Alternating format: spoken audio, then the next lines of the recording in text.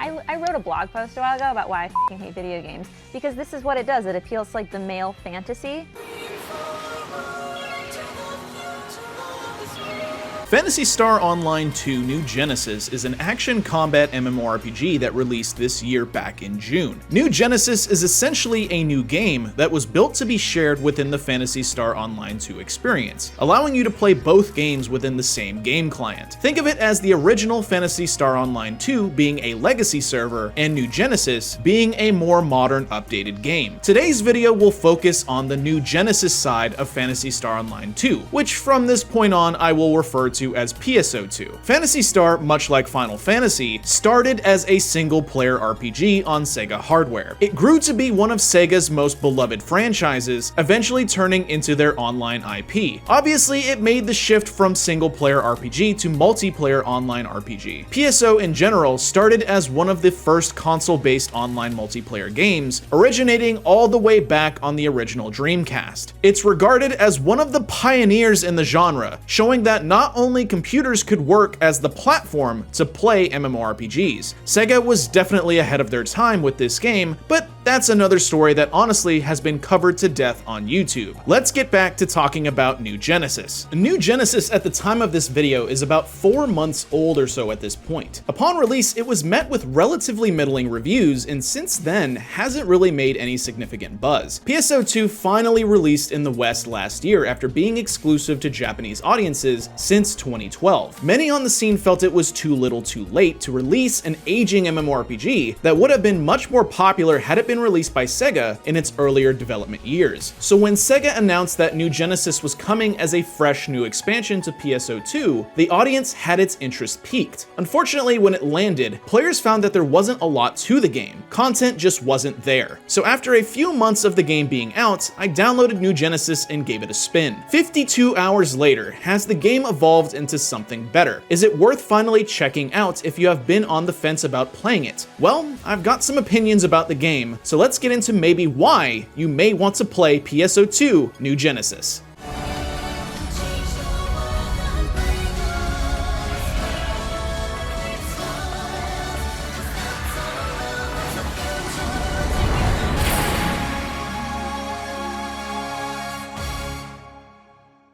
Hey ladies and gents, this is Vagrant coming to you personally. Did you know that most YouTubers can't grow without you, the audience? It sounds obvious, I know, but hear me out. If you'd be so kind to drop a like on the video, leave a comment, and subscribe to the channel, I'd be super appreciative. It's completely free to do so, only takes a second of your time, and helps me as a creator immensely. Anyways, let's get back to the video. The New Genesis storyline takes place on a new planet named Halpha, which is the open world you explore. You are a new generation ARC operative tasked with driving back a new threat named the Dolls, large mechanical looking creatures that have begun to invade Halpha. The storyline works into the gameplay very similar to Final Fantasy XIV's storyline, where you are given story missions to complete, with most of them playing cutscenes, having some slight voice acting, largely being solo experiences, and making the player someone the story characters have a relationship with. Creating a new character in New Genesis will have you customizing how your character looks in various different ways. You can change their height, body weight, hair, facial looks, and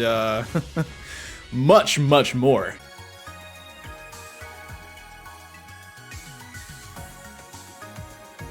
What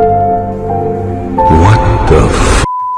One small thing to note here is the character you create in New Genesis is also playable in the normal version of PSO2, with certain things being transferable between the games. You also get a choice of 4 races: humans, Newmans, Caste, and the Dooman. The race you choose to play will not affect anything except for how you look in New Genesis, but it does affect specific stats if you choose to play the normal PSO2, so keep that in mind. Once you are done choosing your butt and bust size, oh, you are cheeky, you can then choose the class to begin as. Your choices here can be changed at any time later on, so choose whatever sounds fun to you. The choices here are the Hunter, Fighter, Ranger, Gunner, Force, Tector, Braver, and then the newly added Bouncer. The Bouncer. You will then name your character, which can actually be anything you want since your character name and account name are separate. Technically, when you add friends in-game, they will go by your account name rather than your character name. Once your character is created, you will play a relatively short tutorial that teaches you combat, movement, and the game's mechanics. Once the tutorial is finished, you are plopped into the game proper, where you will take on quests, interact with other players, and most importantly, explore the open world to collect goodies and fight monsters to level up. Questing will usually be your go-to activity when you start, since quest rewards give you quite a hefty amount of experience in the beginning, as well as teaching you and unlocking specific features. Things like cooking meals that your character eats for buffs and upgrading equipment are unlocked from completing quests, specifically the main storyline quest. Currently, the main storyline quest, and heck, even most of the side quests available, can be completed in a couple days. There really isn't much to them, unfortunately. Usually, it's just go to a specific area and fight a boss monster. Rinse and repeat. Once the main storyline quest is completed, you should have a very good understanding of the game, especially combat, classes, weapons,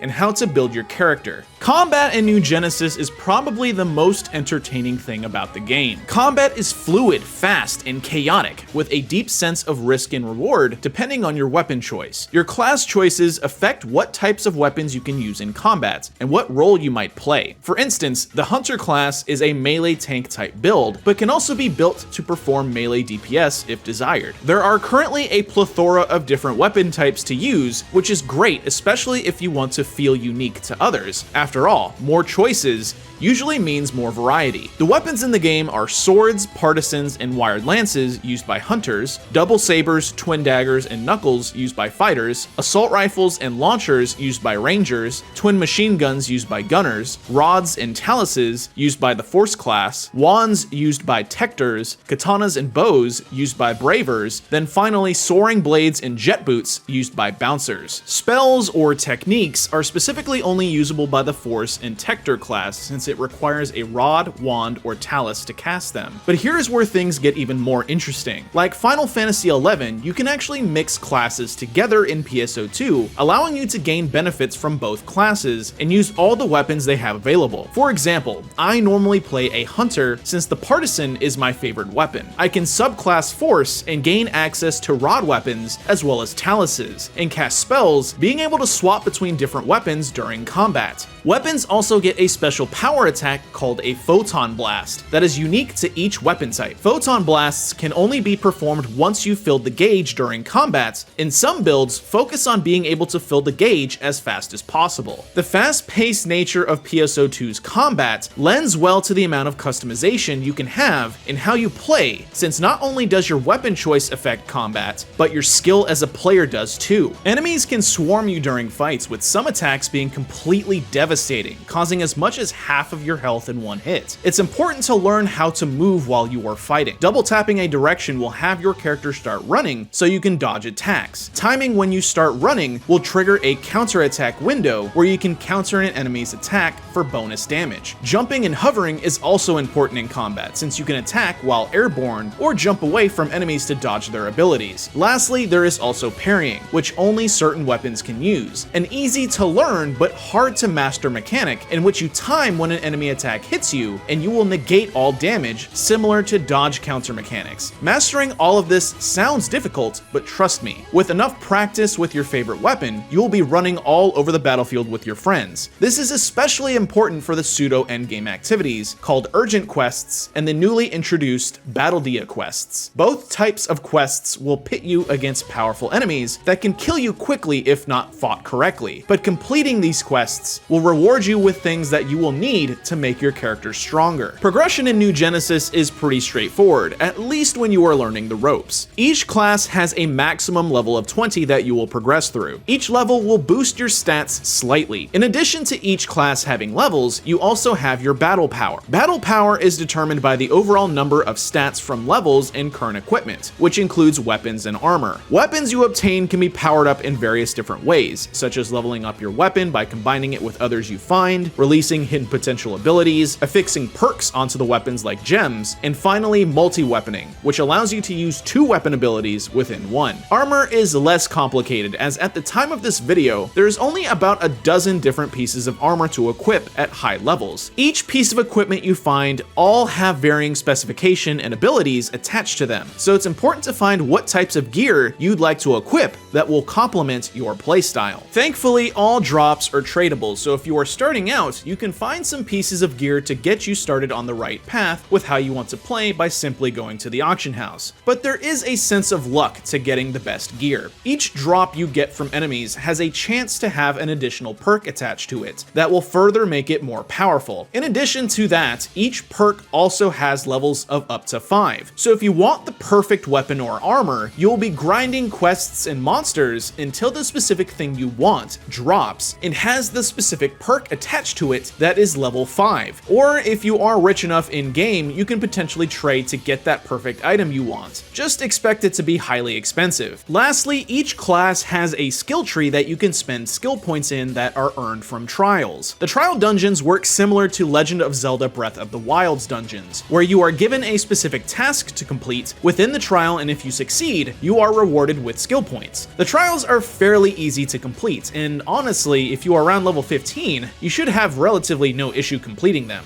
All of that sounds pretty cool though, right? Leveling up all of your favorite classes, powering up all of your gear, and owning your skills in combat. So what's the end game like?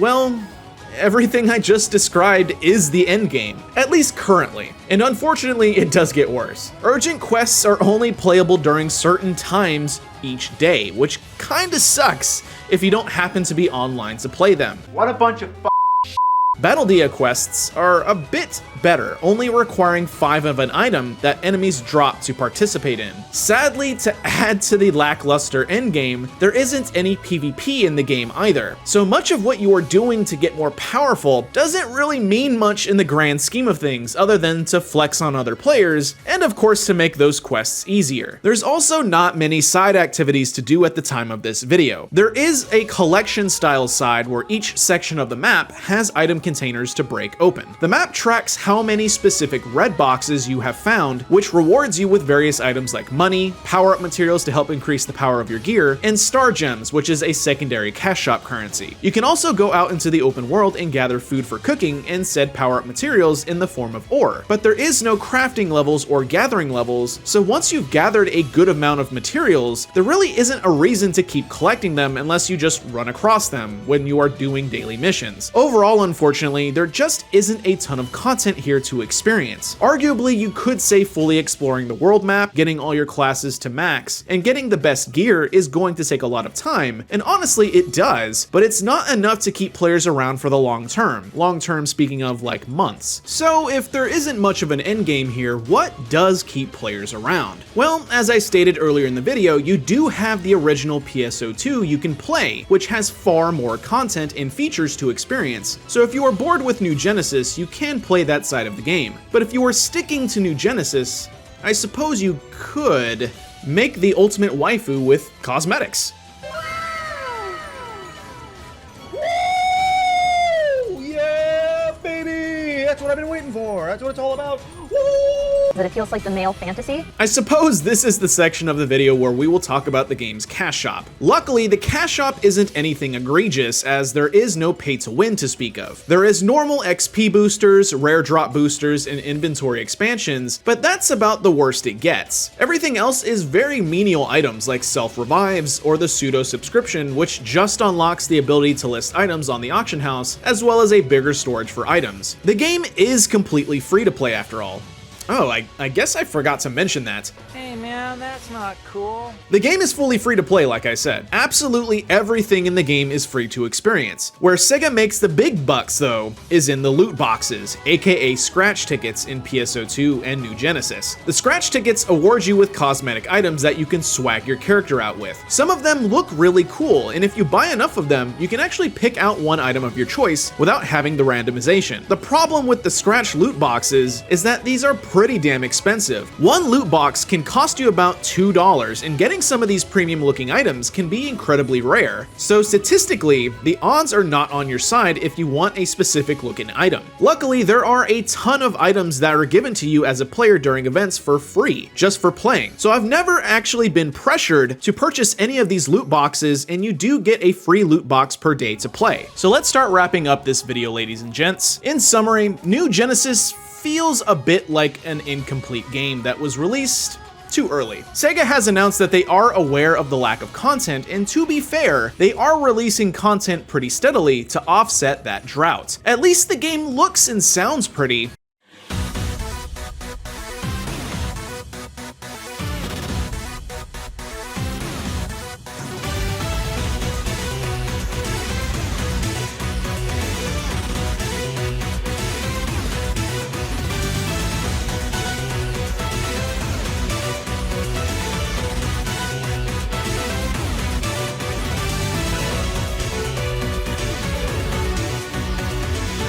But as a player, I want a little more meat on the bones. Anyways, let's get to my overall thoughts on New Genesis. PSO2 New Genesis has a really fun combat system. It's fluid, fast-paced, challenging, and most of all, fun to play. Going hand in hand with combat is the amount of customization in class choices and weapon choices you have that will change combat fundamentally. Finding what you specifically as a player enjoy playing and then getting good at playing it is a great feeling. The game looks and sounds pretty top-notch.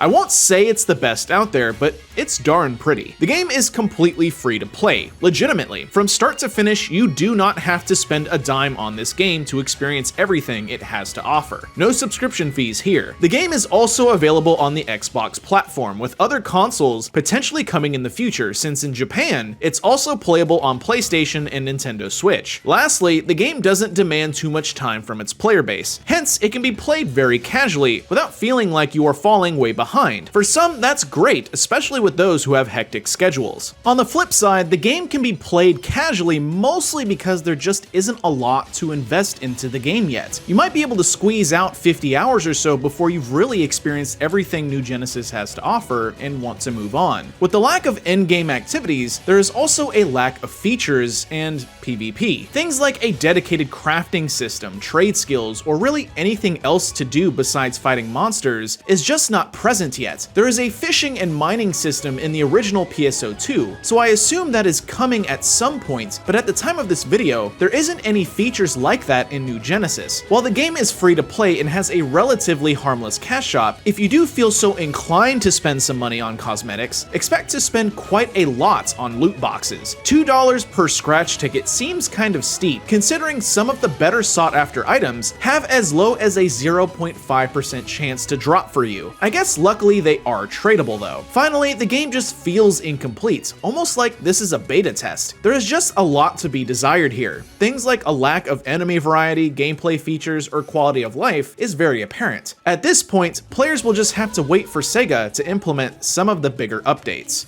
Alright, ladies and gents, that's all of my thoughts on New Genesis. I know there are certain things I missed, but I feel like I covered the important things that people would want to know if they are wanting to give the game a try. If you like this video, go ahead and give it a thumbs up, subscribe to the channel for more content, follow all my social media, and of course, I'll see you in the next video. And in the meantime, I'm off to go create some more sexy avatars.